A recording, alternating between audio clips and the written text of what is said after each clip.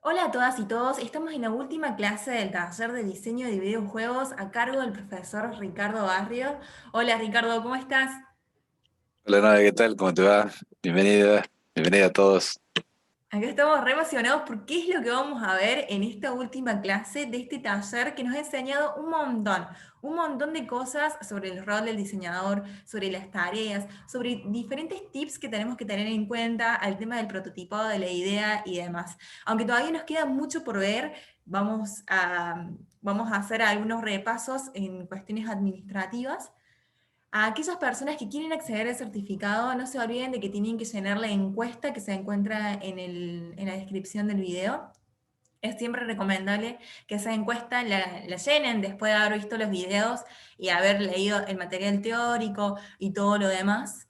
Después, también comentarles que este es la última clase de este taller, pero aún nos queda el taller de arte a cargo de Coti Branks, de ADVA, de la Asociación de Desarrolladores de Videojuegos Argentino. Entonces, comentarles esto, que no se desanimen, que todavía nos quedan dos talleres por delante, el de arte y el de programación, y después ahí daremos cierre al todo el ciclo de capacitaciones de creación de videojuegos.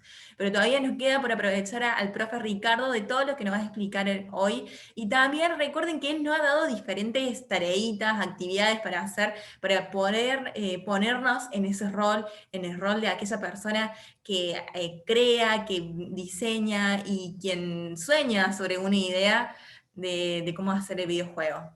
Ricardo, ¿qué te parece si ya vamos haciendo la última clase? Te dejo libre para que nos puedas explicar qué es lo que vamos a ver, que es el documento final de desarrollo de videojuegos. Me estuviste adelantando hace un ratito y algunas cositas más. Bueno, bárbaro, no, sí, bueno, esta, bueno, ya es la última clase y digamos, a nivel trabajo, después va a ser una de las que más trabajito le va a dar para cuando le sigan dando continuidad al proyecto, ¿no? Este es uno de los documentos, el documento más importante del juego, el Game Design Document del que vamos a ver hoy. Vamos a ver la importancia de él, cómo se desarrolla, quiénes participan. Algunos otros documentos anexos que son de soporte del GDD, como se le dice popularmente, y vamos a ver después, como para terminar un poco esta parte, el paso a paso de cómo hacerlo, qué cosas hay que llenar. Es un documento que suele ser muy extenso. Imagínense que acá se escribe todo lo que tengamos al respecto del juego. Pero bueno, antes de arrancar, vamos a ir repitiendo algunas cosas clásicas. Déjenme un cachito que voy a llevar la presentación, la voy a reiniciar acá. Ahí está, ahora sí. Bueno, de la clase 4 del curso de Introducción al Game Design, y como les decía, algo que hacemos siempre, vamos a empezar a despejar un poco las dudas sobre las autoevaluaciones anteriores de la clase, de la última clase, de la tercera. Bueno, ¿cuál es la finalidad de hacer un concept doc? Que eso es lo que vimos en la clase pasada, esto de poder dar bajada a esta idea, ampliar un poco nuestra idea o darle una bajada al papel y también para poder presentarla ante un publisher. Bien. ¿Cuáles consideran los puntos más interesantes para un publisher? Bueno, dentro de estos puntos, la parte de posibilidad de expansión, la parte de competencia, la parte de diferenciación, son las partes más interesantes que busca, porque bueno, a nivel comercial, digamos, como todo, busca que el juego sea mejor, que se destaque ante su competencia, viene que encontrar quién va a competir y ver si lo va a poder seguir utilizando más adelante, ¿no? Bueno, ¿es tan importante desarrollar en profundidad cada tema? No, la verdad que en esto no es tan importante porque hay que hacerlo de forma más genérica. No se olviden que este puede ser uno de varios concept doc y no es necesario profundizar al 100 en esta etapa. Bien, es importante sí hacerlo de manera global. Bien. La pregunta 4 es el público objetivo que tenemos que discriminar por género y edad. Habíamos hablado que no, que eso, bueno, eso era antes. Ahora simplemente hay, bueno, en lo que es edad, sí considerar si el contenido es apropiado para las edades. Bien, ya hay clasificaciones como PEGI que nos ayuda un poco a eso. tiene sus tablas y demás, pero la clasificación principal es si es para jugadores casuales o para hardcore. Eso es lo que más tenemos que tener en cuenta, para qué tipo de público apuntamos. Bien. Y el concept doc, que es un documento muy extenso, esto no me acuerdo si quedó muy aclarado, pero el ejemplo lo demostraba, que eran 2 páginas, ¿sí? Es un documento que no supera 2, 3 páginas, ¿sí? Digamos, eso es el rango más o menos. Si llenamos esos puntos con una extensión promedio, van a ver que no pasa de eso. Después ya de una cuarta, dependiendo la profundidad del juego, ¿bien? Pero más o menos esa es la extensión que tiene este tipo de documentos. Así que bueno, vamos entonces ahora sí, que vemos eso, vamos a arrancar con la clase 4, hago un repasito introductorio simple como siempre de las clases anteriores, bien. Hoy vamos a ver el Game Design Document, bien. Su importancia en el proceso productivo de un videojuego, bien. Esto es algo que hay que tener siempre claro. Y las premisas para crear un GD, algunas cosas que vamos a seguir. Y además los documentos necesarios para el desarrollo de un videojuego. Esto como ya etapa de producción o inicio de la producción, o algunos lo consideran preproducción también, bien según el punto de vista que tenga cada uno de la utilidad del documento. Bien, ahora vamos a pasar a hablar de esto. Repasando un poquito, recuerden que en la clase 1 vimos cuál es el rol del game designer, las responsabilidades, las actividades, qué es lo que tiene que hacer. Bien, en la 2 hicimos un pequeño tallercito de ideas, vimos algunas herramientas que nos sirven para crear ideas. Bien, vimos algunas herramientas, eh, por ejemplo, bueno, algunas técnicas que se usan comúnmente en el mercado. En la clase 3, que fue la última, vimos lo que es el concept doc, esto de ya, bueno, en la 2 habíamos visto también cómo hacer el high concept, en la 3 usamos el high concept y explicamos aún más en profundidad sobre la idea del juego, ¿bien? Y expandimos un poco eso ya en hacer un concept doc, eh, que nos ayude también a vender un poco nuestra idea de juego.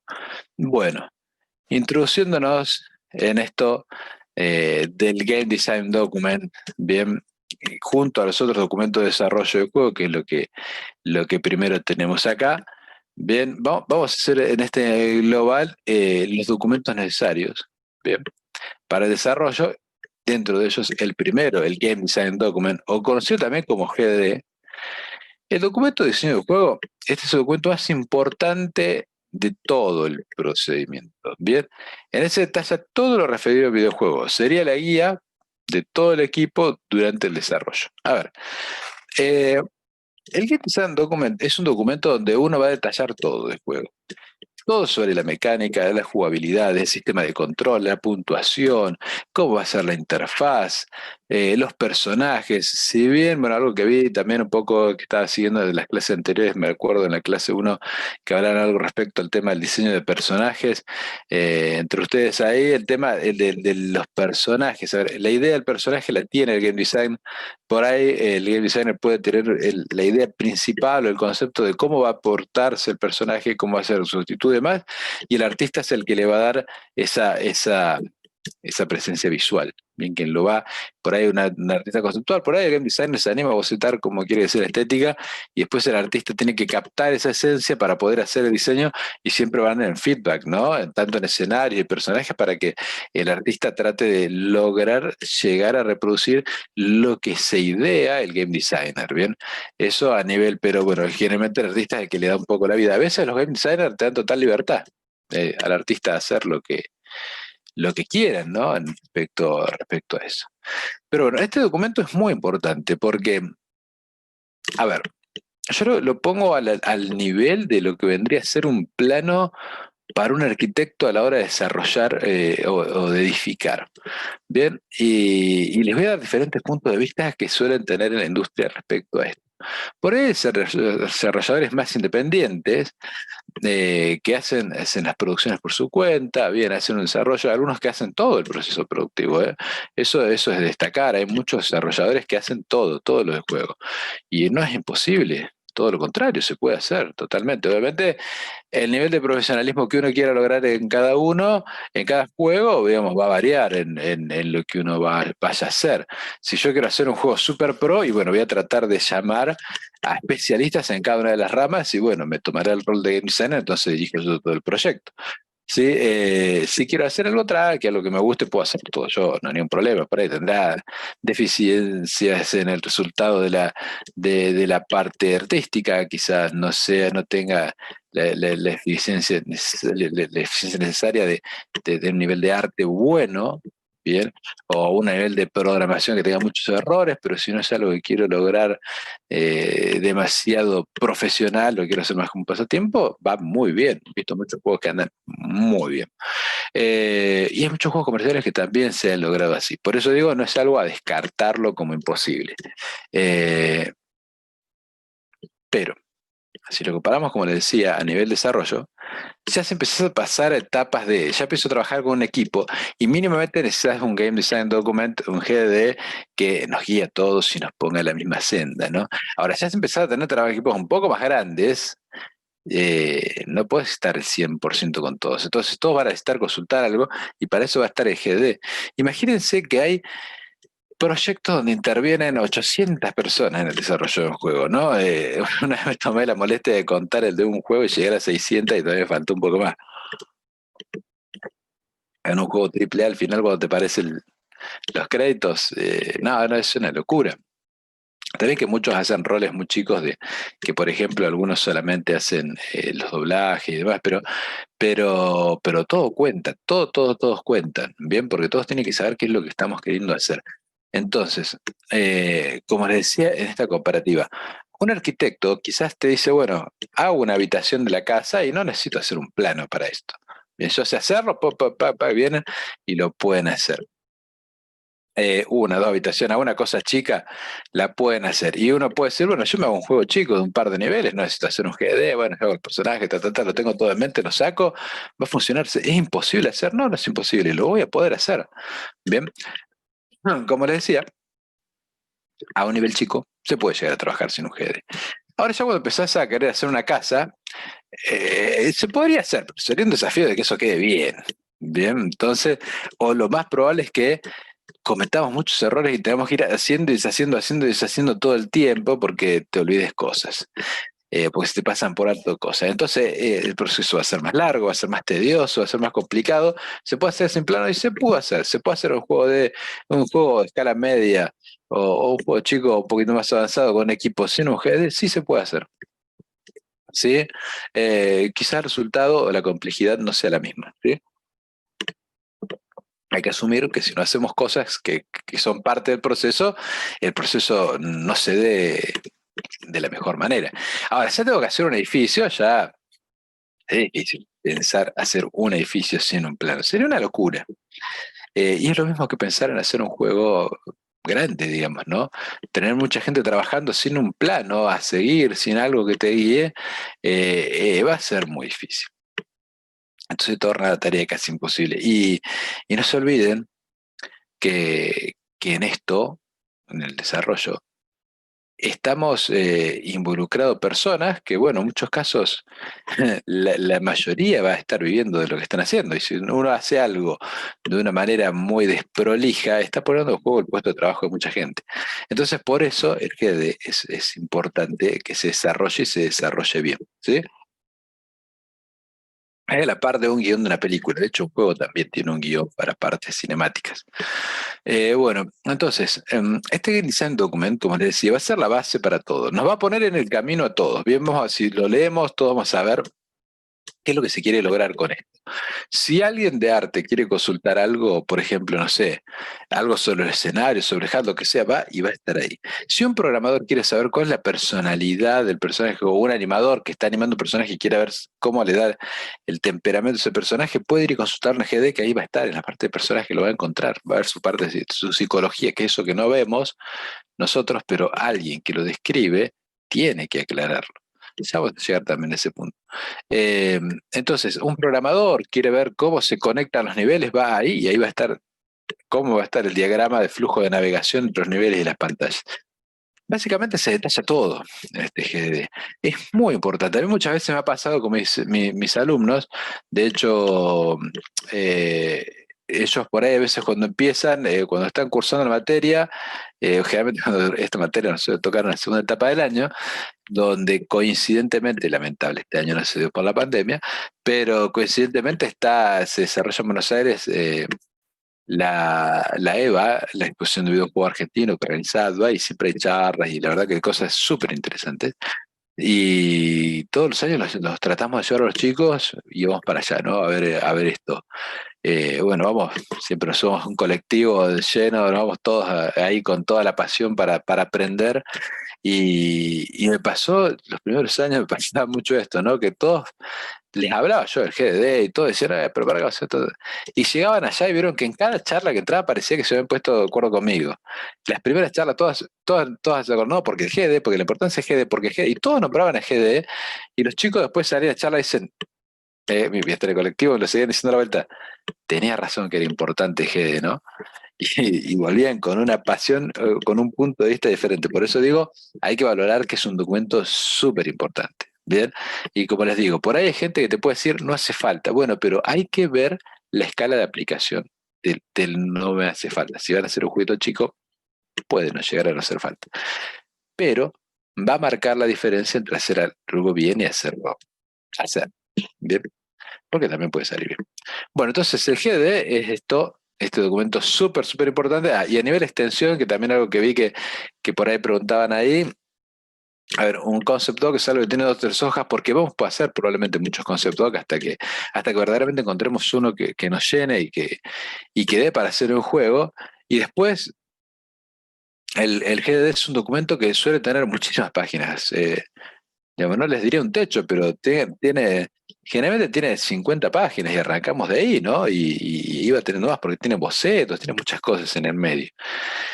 Pero bueno, este es un documento del cual en muchos casos dependen otros o en el cual para el desarrollo se apoyan otros. Y siguiendo al punto número 2 de esto, el segundo es la guía de arte, en el que se describe todo lo referido al arte audiovisual del juego. Bien, en estos casos muchas veces está el guión, bien, depende, a ver, hay una independencia de esto, no es algo estricto. Bien, cada empresa puede llegar a tener sus procedimientos bien marcados, pero por lo general no es una ciencia exacta donde sí o sí hay que hacerlo así.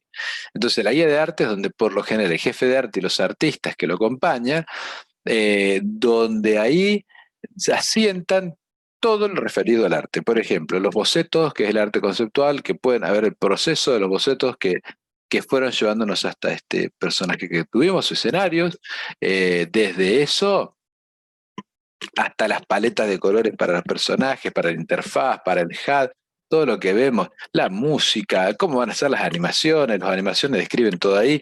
En muchos casos, la guía de arte, solo respetando la parte de diseño de personajes y escenarios, la parte visual estática, en muchos casos las empresas después las comercializan y es común ver que algunos, bueno, las compran, los fanáticos sobre todo, los más conocidos como Explorer, que les gusta ir explorando y buscando cosas, son los que muchas veces van y compran estas guías de arte y la verdad que tienen un material increíble, ves cómo fue evolucionando de un boceto hasta el final del personaje. La verdad que vale la pena en muchos casos, si les gusta, búsquenlas porque hay.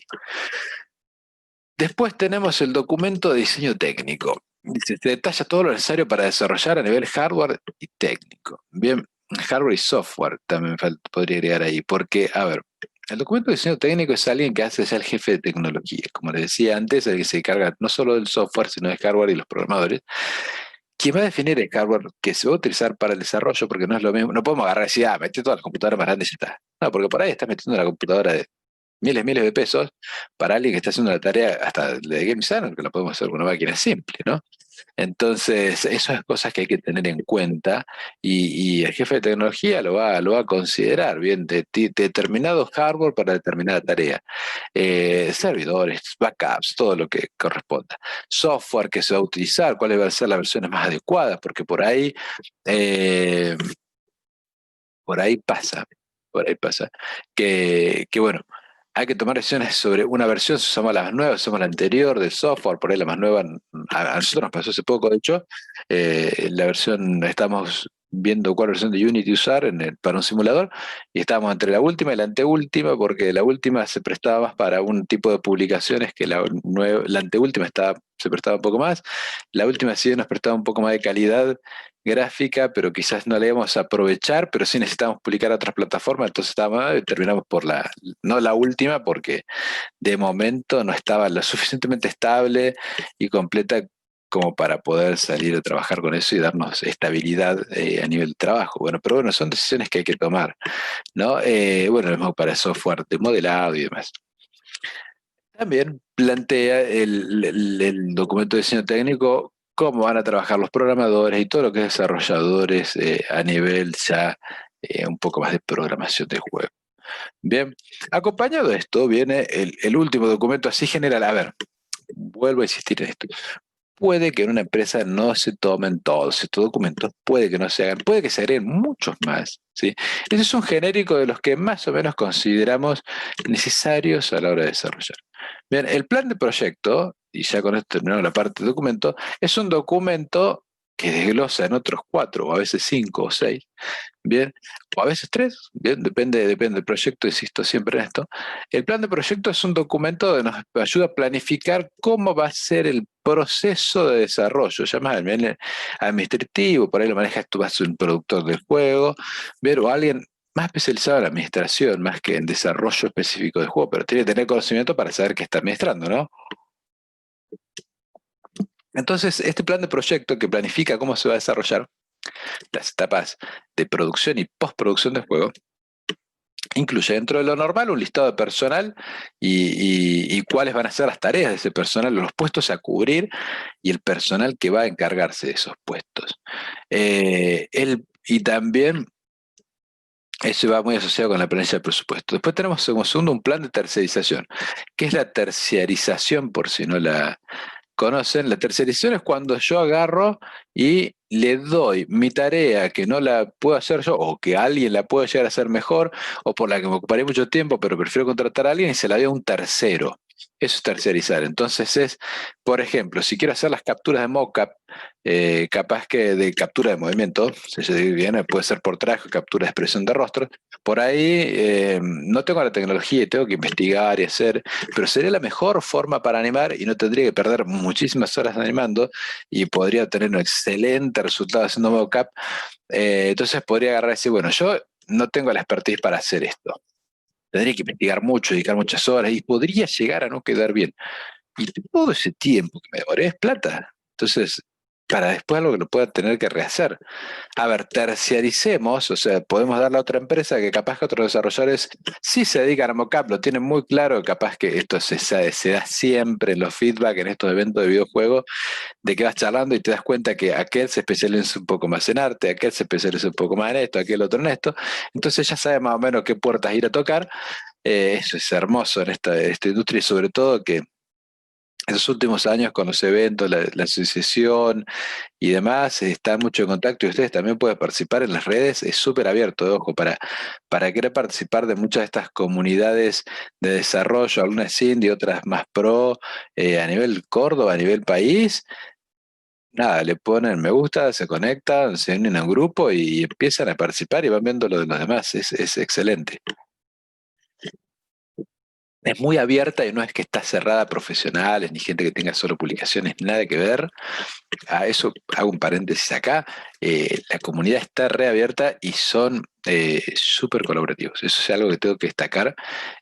Vos ves que alguien te hace una consulta y nadie te va a tirar mala onda ni negativo porque preguntes algo que puede parecer básico. Todo lo contrario, siempre van apoyando, sumando, te invitan en los eventos que hacen cuando por lo menos se podía. Así que bueno, hago ese cierre ahí para que sepan que no estamos solos en esto, ¿no? Y ahí van a conseguir estas tercerizaciones. Por ahí capaz que ustedes están haciendo un juego, no se le da muy bien la parte de arte, y dicen, bueno, a ver, busco a alguien que haga los diseños de personaje y para conseguir seguro a alguien. Y esos alguien son los que entran en el plan de tercerización, donde anoto a ver cuáles van a ser las actividades y los presupuestos que voy a tener que cubrir para tercerizar determinadas tareas. La planilla de presupuesto ya viene asociada un poco a las dos anteriores, la cantidad de horas que se va a demorar cada tarea. Bien, el costo de esas tareas, el costo de la tercerización, viene a ver mucho por ese lado, esta parte del plan de presupuesto, aparte del presupuesto de hardware, de software legal y de todas las otras cosas que pueden incorporarse. Acá vamos a ver cuánto nos va a salir a hacer el juego en un global, por lo menos, porque hoy no estamos en tiempos de que podemos cerrar números con tanta facilidad. Después tenemos, por último, lo que es la planilla de producción. Acá donde se hace algún diagrama de Gantt o alguna otra herramienta sea que nos permita administrar un poco los tiempos y planificar en esta planilla de la producción del juego. Y acá sí participan los principales jefes de área, el game designer, jefe de tecnología, jefe de arte y productor, principalmente para poder ver los tiempos de cada una de esas etapas, ¿no? En muchos casos se ponen tiempos que en la industria, sobre todo en las empresas grandes, eh, nada, dicen, bueno, el juego lo vamos a publicar el 10 de noviembre, llega el 10 de noviembre y los últimos meses están todos así, no duermen porque se trabaja mucho por objetivo, entonces a uno le dicen, no tenés que trabajar tantas horas, tenés que hacer esto, y tenés 2 meses, y lo tenés que hacer en 2 meses, y a veces es mucho para hacer en 3, pero lo tenés que hacer en 2. Bien, entonces, bueno, por ahí si uno tiene mucha cancha, mucho conocimiento, capaz que lo saca mucho antes, pero bueno, eso depende de cada uno. Entonces, en esta etapa pasa mucho eso, bien, que se elabora mucho por objetivo. Y en la planilla de producción tiene que estar todo esto listo. Bien, bueno, ahora sí, nos vamos a meter un poco de lleno, ya tenemos bastante avanzada la clase, bien, y ahora sí vamos a ir con todo lo troncal de esto que es el GDD. El GDD tiene ejes fundamentales que tenemos que respetar. Bien, básicamente lo que tenemos que satisfacer a nuestros usuarios. Esos ejes son cosas de las cuales, en torno a los cuales va a ir girando el GDD, el armado del GDD, para, como bien lo digo acá, satisfacer la necesidad del usuario, que el usuario busca en nuestro juego. ¿Bien? Si yo voy a hacer un juego casual, voy a tener que, para jugadores casuales o para jugadores hardcore, voy a tener que tener en cuenta algunas cosas, para otras. Es como que tengo que estar muy atento a que ninguno de estos ejes se me descarrile. Bien, a ver, estos 5 principales, y vamos a empezar primero. Ser desafiantes para todos.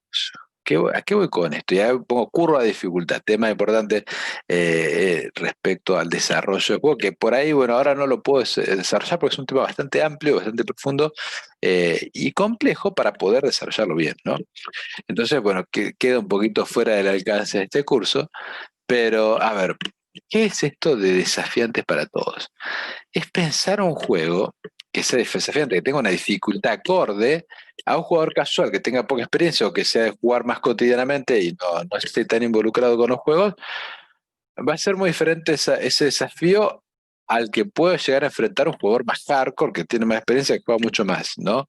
Entonces, eso ven, por eso, recapitulando la anterior, cuando en el concepto que decíamos, si el juego va a ser para casuales, yo tengo que pensar que este desafiante para todos cumpla con las expectativas del público que yo le apunto. Bien, al público, el otro punto el público que yo no le apunto no quiere decir que va a estar prohibido que juegue, pero uno sabe cuando va a jugar un juego casual que el juego puede tener pocos desafíos si es un jugador más avanzado. Y si uno es un jugador más casual, o por lo menos no conoce ese género y se va a meter en un juego muy avanzado de ese género, sabe que está metido en un terreno que va a estar difícil. Y bueno, es una cuestión que tiene de sueño. Lo que pasa es que si comparamos el tema del todos, los jugadores casuales es como que no están predispuestos para meterse en un juego que tenga un desafío muy complejo, que sea muy difícil, y los jugadores hardcore no están muy predispuestos para jugar juegos que son más para casuales, que tienen un desafío, una dificultad bastante baja, ¿no? Entonces, bueno, hay que hacer un equilibrio ahí.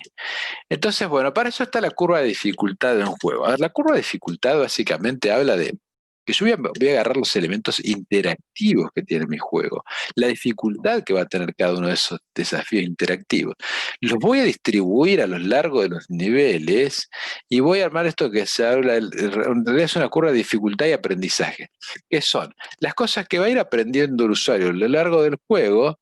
Entonces, si va aprendiendo progresivo todo el nivel, esta curva, como si fuese un eje cartesiano, va a ir creciendo progresivamente de principio a fin, ¿sí? no va a ir haciendo unos picos así que aprendiste un montón de cosas y después estás un montón de niveles sin aprender nada y después volver a aprender un montón. Pues es algo que esas mesetas que hay que evitar. O sea, que todo el juego el usuario vaya aprendiendo cosas, cada una periodicidad un poco más controlada. Y la dificultad, que muchas veces esas cosas que aprendes son desafíos más difíciles, esa dificultad también sea controlada. No le pongamos a un usuario, a ver, no pensemos un juego donde el usuario en los primeros niveles viene pasándolo bien y de repente se encontró con un nivel que no hay forma de pasarlo porque ahí el jugador lo abandonó y lo dejó. Sobre todo si hablamos de un público casual, si hablamos de un hardcore por ahí, capaz que lo toma como un desafío y dice esto no me va a ganar y hasta que lo pase. Entonces, bueno, acá es algo que nosotros cuando trabajamos a nivel game design y los level designers, que les voy a aclarar qué tarea hacen, los socios del game designer, esta curva de dificultad es algo que tiene que ser más planificada. Bien, no es algo que se pueda hacer, digamos, como que bueno, voy subiendo la dificultad de los niveles y vemos qué va, ¿no? Es algo que tiene que estar muy bien controlado. Y como les digo, pensando en el desafío para el público al cual apunto. Segunda opción, socializar. Este es un tema que estamos en una época de muchas redes, comunicación, sociales, a pesar de que no podemos salir y que estamos en cuarentena, eh, es una época donde veníamos bien igual así, socializando al nivel juego, ya dejó de ser los juegos que eran en los 90, que por una cuestión más tecnológica había poco a nivel de comunicación, porque en los 90 tampoco había ni casi nada de chat, y tampoco acceso a la tecnología como lo hay hoy, y el nivel de comunicación que hay hoy, que puedes chatear hasta con el televisor un poco más. Entonces, esto de socializar es importante, porque el usuario, si bien no digo que tenemos que tener un chat y ya está solucionado, pero al usuario sí le gusta esto de, por ejemplo, como pasa ahora con Among Us, que podés entrar con tus amigos, jugar la partida, ¿viste? Y seguir en contacto, y escribirte con ellos, y qué sé yo. Bien, sino que, bueno, tenemos que pensar un poco en eso, ¿no? De que el usuario pueda jugar con otros, que pueda compartir en las redes, que pueda compartir cosas que captura o ve, por ahí capaz que le metemos algo cool que lo pueda compartir en las redes o en su celular. Entonces, bueno, pensar un poco en eso, que el usuario ya no es el encapsulado que veíamos, o como históricamente se decía del jugador de videojuego antisocial que jugaba los jueguitos tiqui, tiqui, tiqui, tiqui, que en un tele, y ese era su mundo, digamos, su campo de visión era ahí y se acabó. Bien, eso ya, si bien por ahí hay jugadores que les gusta conservar ese tipo de juego, ya medio como que se terminó, por lo menos hoy los juegos no es a lo que apuntan, ¿no? Los juegos apuntan a esto de jugar multiplayer, bien, la tecnología lo fue permitiendo también, sí, también eso es algo que leí, a lo que comentaban ustedes respecto a esto anteriormente de lo que, bueno, antes tecnológicamente no era posible. Bien, entonces son cosas que van evolucionando y pasando y que hay que estar atentos. Entonces, es fundamental también pensar que el juego necesita un poco esta parte de socialización. Punto 3, destacarse. Bien, destacarse. Esto también es súper importante. A ver, el usuario busca esto, busca decir yo soy muy bueno, soy el mejor, o de forma directa o indirecta, algunos juegos cómo lo resuelven. Sistema de ranking, cuando entras a un nivel te muestra cómo sacaron puntuación tus amigos, bien. Las consolas de las plataformas de juegos tienen su propio sistema de logros y puntos donde vos podés entrar y comparar tu puntaje con el tu compañero, bien. Entonces esto te permite destacarse, decir, bueno, soy muy bueno, voy a figurar en el ranking mejor. Entonces, esas cosas al usuario le gusta porque la competencia es un motor muy grande de esto de jugar videojuegos. Bien, después venimos con la exploración. ¿Qué es esto de explorar? Cuando hablo de explorar, es algo que también tecnológicamente vino a pasar en los últimos años, bueno, ya en los últimos 20 años, esto de que ya los juegos no son como antes, de que vos tenés un caminito, alguna que otra cosita ocultita ahí y se acabó, sino que ahora los puntos son, en la gran mayoría de los juegos, dentro técnicamente se lo permita, son más abiertos. Entonces, si vos tenés que llegar de punto A al B, podés ir por cualquier camino.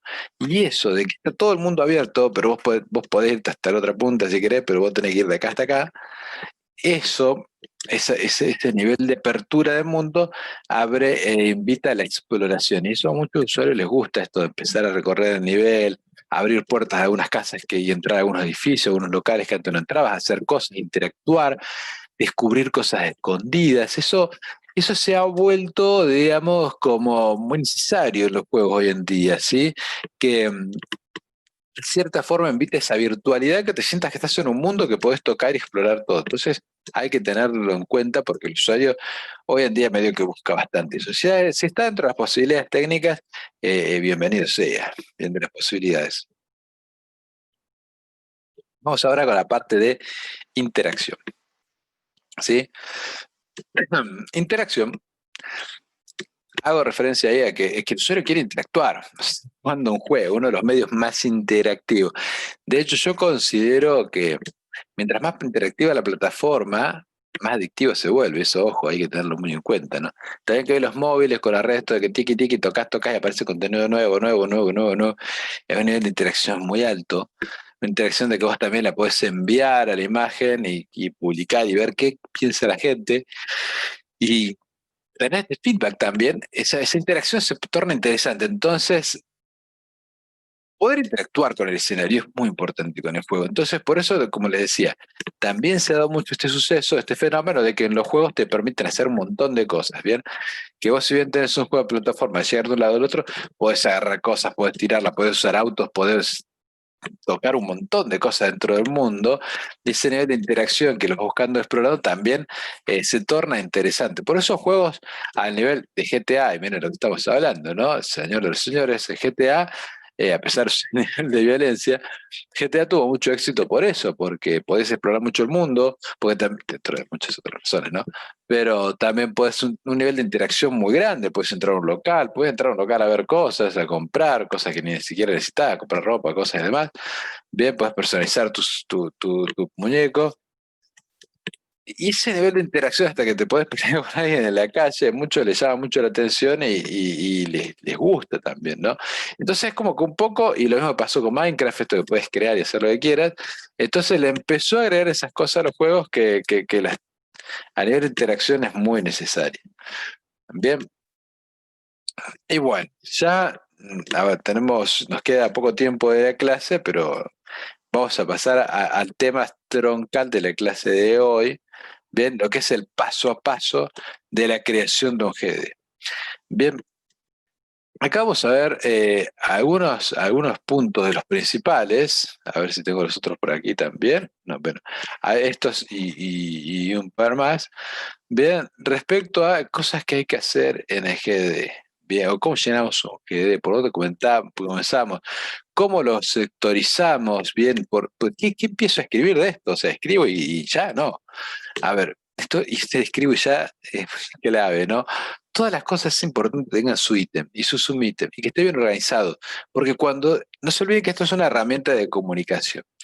A ver, es una herramienta de comunicación que por lo menos va a atravesar a todo el equipo que él tenga, intervenga en el desarrollo del juego. Y lo van a tener que leer porque ahí se aclara cómo hacer las cosas. Entonces, si yo voy a hacer sí, un GD, está claro, porque por ahí es un documento, como les decía, de muchas páginas, 100, 150 páginas, y supongamos que el animador está buscando cómo es la personalidad de uno de los personajes para ver cómo lo animo, qué tipo de carácter le doy. Y de repente tienes que ver los documentos, sería una locura. Entonces, si lo organizamos en esta forma muy práctica, de por un lado la introducción, que eso es base para que lo lea todo el mundo, eso es, lo leen todos, entonces la introducción que nos explica bien sobre el juego.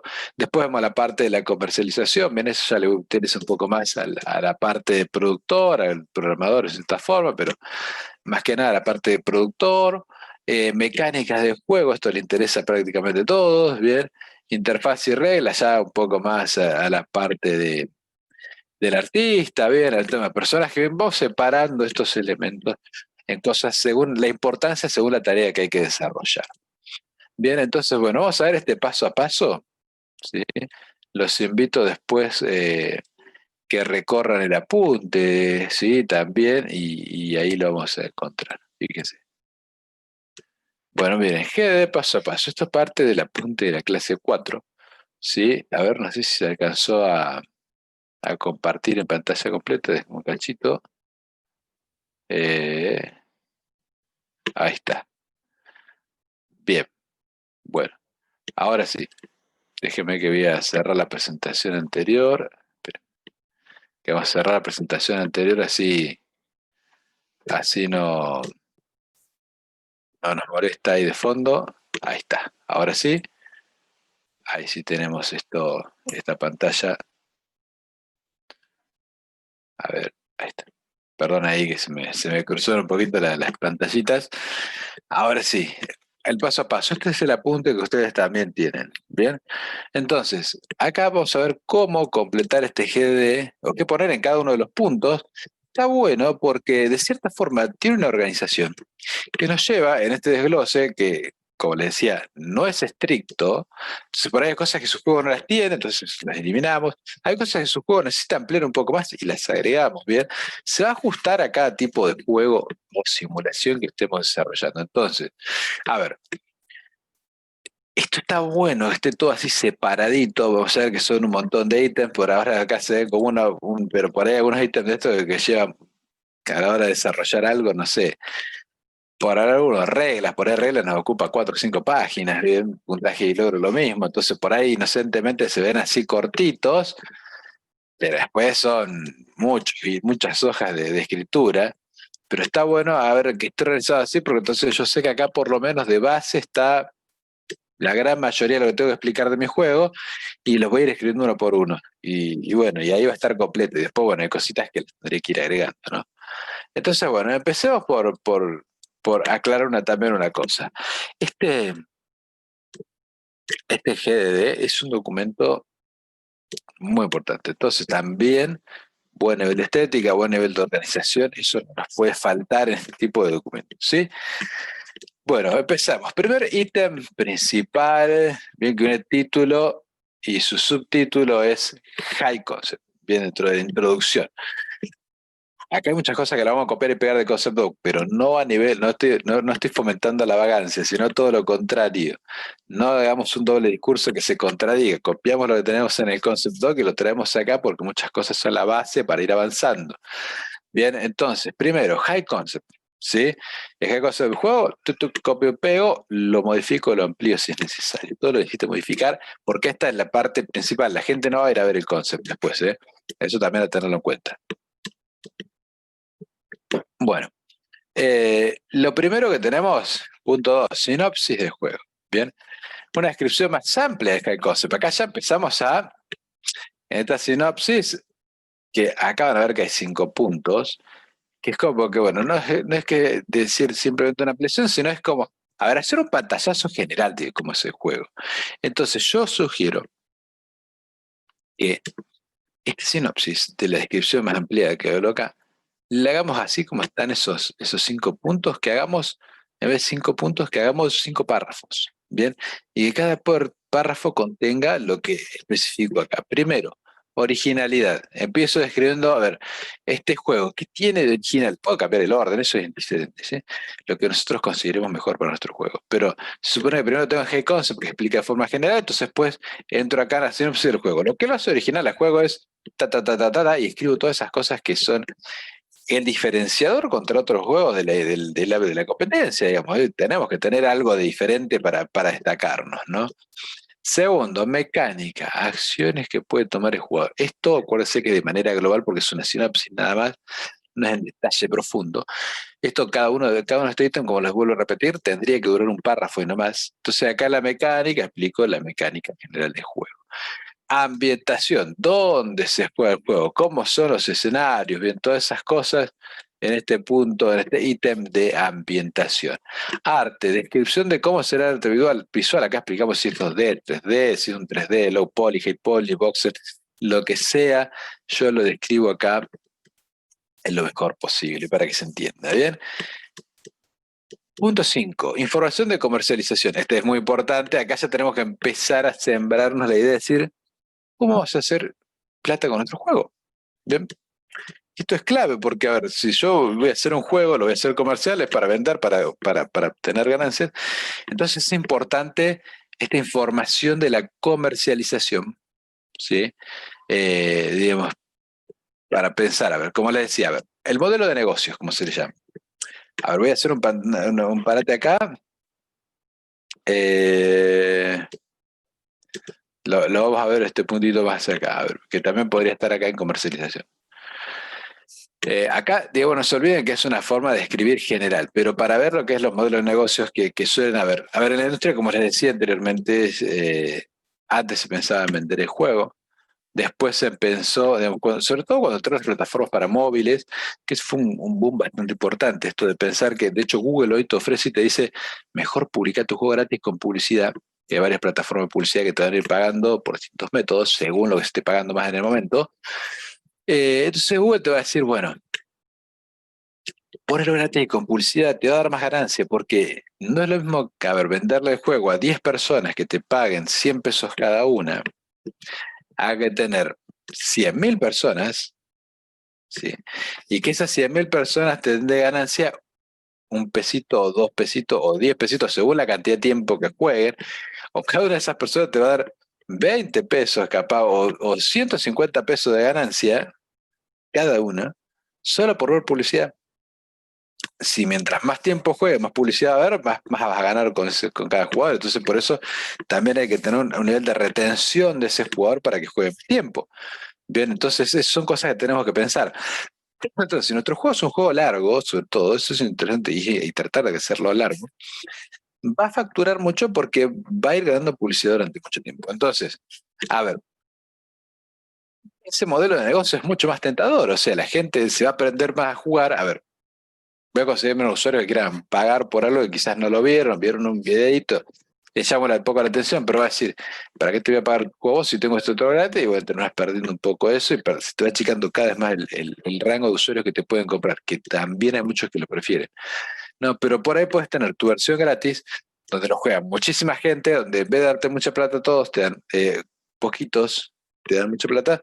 Acá muchísimos te van a dar poquita plata, pero esa sumatoria es mucho más a la ganancia. Entonces, por ahí capaz que te convenga eso y también tengas la versión gratis, paga ese juego. Decir, bueno, mira, esta versión gratis, juega con publicidad. ¿Te gustó? Paga la suscripción, 5 pesos, 10, lo que vos veas. Bueno, de los valores puede ser 5 pesos y 10. No son nada para un juego.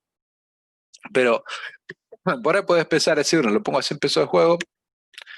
Depende del valor del momento. Vuelvo a repetir esto. Y bueno, te cansaste de la publicidad, pero te encantó el juego. Paga 100 pesos. Depende para la economía individual de cada uno, pero puede no llegar a ser un monto muy alto para decir juego y no tengo que ver publicidad y lo disfruto mucho más el juego. Entonces vos sabes que el usuario no le sigue ganando por publicidad, pero le ganaste un acumulado en una venta. ¿Ven? Entonces por ahí puede ser que vos decís, bueno, a la gente ya le cansa la publicidad, entonces no pongamos publicidad, pongamos microtransacciones, saquemos temporadas, como están haciendo muchos juegos ahora, tipo Fortnite y demás, Call of Duty y algunos otros. Esto es decir, bueno, a ver, saco el juego, lo juegan, actualizo la temporada, nuevos skills, todo, y ustedes pueden pagar por asset. O sea, tenemos equipo estándar, pero si querés ropa y querés cosas, pagale. Sale baratito, son 2 mangos. Y la gente le disfruta, prefiere pagar, pago 200 pesos y tengo todos los paquetes, 500, 700, pago todos los paquetes. No estoy pagando un juego 5.000 como vale, pero sí prefiero pagar 200, 300 pesos. Esa misma lógica puede tomar muchísima gente y al final terminas vendiendo más así que vendiendo el juego a un valor muy alto. Entonces eso, en información de comercialización, es una toma importante que hay que tener. Bien. Bueno, terminando la sinopsis, punto A, introducción, era esta parte, ¿sí? Pasamos al punto B, que es comercialización. Yo acá, ven, por ejemplo, le agregaría que no está ahí, pero bueno, lo podremos poner, esto de modelo de negocios, ¿sí? ¿Cómo voy a vender nuestro juego? ¿Sí? Porque en comercialización lo primero que tengo es público objetivo. Lo pusimos en el concept doc, copiamos, pegamos, ampliamos o justificamos y detallamos mucho más. Acá tiene que estar todo, esto es algo que también tienen que entender. A partir de este punto y para abajo, todo tiene que estar justificado. Bien, porque no se olviden que este documento lo va a ver mucha gente, no se olviden que atraviesa toda la empresa. Entonces, si yo no escribo bien o no justifico bien, voy a dejar a libertad de la decisión del usuario y decir, no, este se equivocó, pues, no, sería mejor esto. No, se supone que cada punto que yo llené acá como game designer es una decisión consolidada, es una decisión justificada, entonces no puedo dejar un punto así nomás. ¿Bien? Entonces, aquí apuntamos con el juego, vuelvo a traerlo del concept doc y si puedo lo justifico aún más para que no queden dudas y voy poniendo características de ese público objetivo, qué es lo que tengo que cuidar y sobre todo a diferencia de otros públicos. Bien. Otro juego, punto ahí es la plataforma. ¿En qué plataforma el juego se va a reproducir? Esto también lo vemos en el concept doc, esto es decir, bueno, lo voy a publicar en esta, y probablemente en estas otras también. O hay muchas posibilidades de esto también. probablemente se hace en otra, es porque yo agarro la primaria plataforma para la cual la voy a desarrollar y lo publico ahí. Meto mucha energía para que el juego funcionó, listo, ahora sí lo exporto a las otras plataformas. Bien, ya voy a tener presupuesto, espalda y un mercado en el cual sé que voy a poder introducir las otras. No me pongo a hacer todas las plataformas porque después, si no es un éxito, invertí mucho tiempo y dinero en eso. Bien, ejemplos exitosos y diferencia de la competencia. Esto también lo vimos en el punto anterior y acá empezamos yo algo que sugiero es poner también un poco de captura de pantalla. ¿Sí? En este caso, cuando empiezo a hablar, ya el GD sí se presta para esto. Cuando empiezo a hablar de estos ejemplos exitosos, son cosas que están en el mercado, sería bueno alguna imagencita como para llamar un poco la atención. Mecánica del juego, y acá empezamos con el género. Vuelvo a lo mismo, lo vimos en el Concept Doc. No es que todo el Concept Doc, sino que hay muchas cosas que están bien dentro del género sobre el cual se encapsula nuestro juego. Acá sí justifico cuáles son las características del juego que hacen que sea de ese juego, de ese género determinado, o la suma de géneros. Tengan en cuenta esto que también nombró desde la primera clase. Muchas veces puede ser que los juegos sean una sumatoria de géneros o tengan muchos aspectos de género. Entonces, ¿cuál es mi género? Y bueno, tu género va a ser el base. Supongamos yo hice un juego de plataformas, como le decía en el caso del ejemplo de Super Mario. Pero además le puse muchas características de un juego de rol. Pero además, aparte de las características de un juego de rol, le puse, no sé, le puse algunas cosas de creación de objetos, bien, de crear objetos, y entonces, a ver, no es un juego de rol, tampoco es un juego de crafeo, pero eso sigue siendo un juego de plataforma, que tiene características de esencia del otro, sí, pero son géneros secundarios. Entonces yo pongo el primario y los secundarios que lo acompañan también justificando qué voy a encontrar en el juego de ese género para que sea considerado como tal. Bien, y acá, mecánica, esto también lo pusimos en el Concept Doc, hablando de la mecánica, pero acá ya sí tenemos que ir con más profundidad. En el Concept Doc era más generalizado, acá ya tenemos que ir bien puntual, llenando los ítems que corresponden. Bueno, después tenemos jugabilidad y controles de juego. Yo acá sugiero hacer una tabla. Bien. ¿Se acuerdan que jugabilidad en la clase anterior yo lo dije? Son las acciones individuales que el usuario puede tomar en el juego. Correr, saltar, caminar y demás. ¿Y por qué sugiero una tabla? Porque supongamos que el juego yo lo pienso sacar para consolas, para PC y para móviles. Entonces, mi juego de plataforma, hablamos pensando que fuese un Super Mario, correr, y en la PC va a ser la flechita para la derecha o la D, bien, en la PC va a ser el analógico de la izquierda, el analógico izquierdo movido hacia la derecha. Bien, en el móvil iba a tener un botón analógico en la pantalla. Bien, fíjense, misma acción, tres plataformas distintas, tres formas distintas de hacer las cosas. Lógico. Usted puede decir, bueno, pero es evidente que en la consola siempre era lógico izquierdo. Puede que no, pero yo no puedo dejar eso libre, que el programador haga lo no lo especifico en mi y bueno, hago lo que yo quiero. Y si yo no quería hacer eso, ¿bien? Entonces, eso es algo que tiene que quedar súper claro, para eso es importantísimo el GD. Bien, entonces, como le decía, voy a hacer el juego, pongo una tabla, con este caso, por lo menos en el ejemplo estoy dando 4 columnas. En el primero, ¿cuál es la acción de jugabilidad? Segunda columna, PC, bueno, ¿cuál es la interacción que voy a hacer para esta jugabilidad? En la consola, ¿cuál es la interacción para esta jugabilidad? Y así, por cada fila voy introduciendo una jugabilidad nueva y las formas de interacción en cada una de las plataformas y así sucesivamente. Bien, así tenga una sola, preferible hacer una columna. Bien, es mucho más fácil de leer de eso. Bien, así que sí es importante. Vamos con el punto de interfaz y reglas. Bien. Esto va a ser la parte artística, esto ya lo van a ver cuando lleguen a la otra etapa del curso de desarrollo de videojuegos. Acá el arte de los niveles, voy a explicar bien cómo va a ser el arte en general. Acá es importantísimo incluir bocetos, bien, de los niveles, cómo van a ser, algunos que otros bocetos, esto es clave. Generalmente el artista empieza por un bocetado, generalmente algunos artistas prefieren no hacerlo, ir derecho a los trapos, ir a Illustrator, Photoshop o a Max a modelar. En lo profesional o en lo técnico generalmente se considera como necesario bocetarlo antes. ¿Sí? Mucho más rápido, tenemos una base para pasar al otro software que no vamos a trabajar innecesariamente en el software mal, modificando y demás, mejor hacerlo a mano, lápiz y papel es lo mejor ahí. HUD.